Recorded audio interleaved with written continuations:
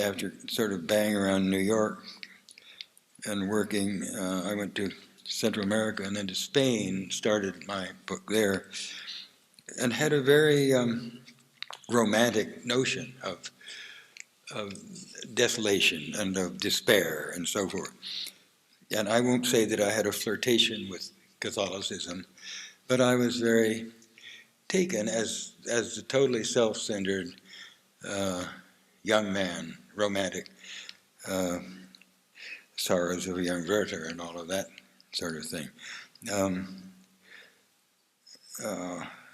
The whole idea of Spain, on the one hand the cathedrals, on the other hand the ascetic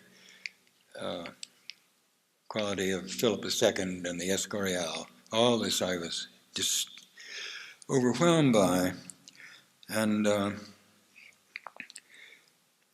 I went in fact to a monastery in western Spain, thinking I would have this ascetic as opposed to aesthetic experience of the whole idea of a monastery. Of course, I got out there, and they were waiting for people just like me, with a very nice room with a bed with sheets and blankets, and very nice food, and nothing for the tourists, in effect, to remind them that somewhere down the hall there were actual monks in actual unheated cells.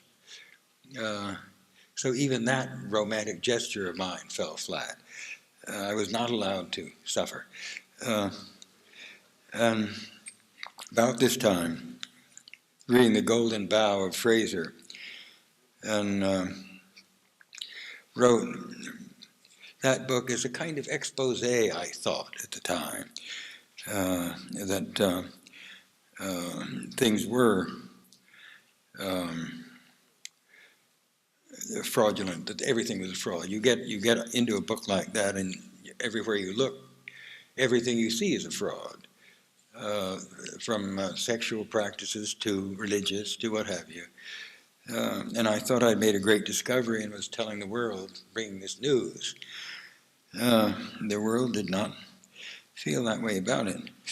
But I think one of the key lines in it, because I still had this notion of the idea of perfection of the absolute as being the most attractive way that our thoughts and minds and work could go. And the key line in the book is when the central figure says about forgery, he says, thank God there was the gold to forge. The gold in this case would be perfection. Even if we cannot attain it, we do our best with our finite equipment to approach it and embrace it. And also the message that comes through, I think, there, that the church, which I was romantically intrigued by, the Catholic Church, survives all the comic stories that have grown up in it and around it and so forth. I was amazed, just a couple of years ago, a girl showed up in New York from Poland, which I frankly was not aware was a fiercely Catholic country until the Pope let me know that it serious business there. But she showed up at the door and with a bottle of vodka in one hand and a bunch of flowers in the other, and wanted to talk to me about the recognitions, and as a very pro-Catholic book. And I was startled, and still am. When I protested, she said, well, I think what you wrote, you weren't aware, really, of what you were writing. It is a very pro-religious and pro-Catholic book. Well, you can't argue with that, and I didn't try.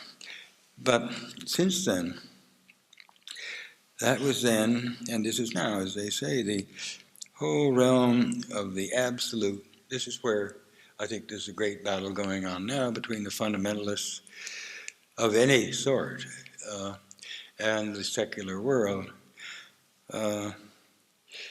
between absolutes, which we have this great nostalgia for, as opposed to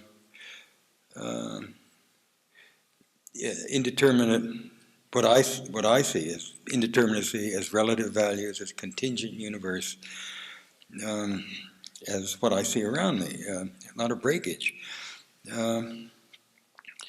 But there is, I think, still this fierce nostalgia for order and for absolutes and for eventually what is called life everlasting.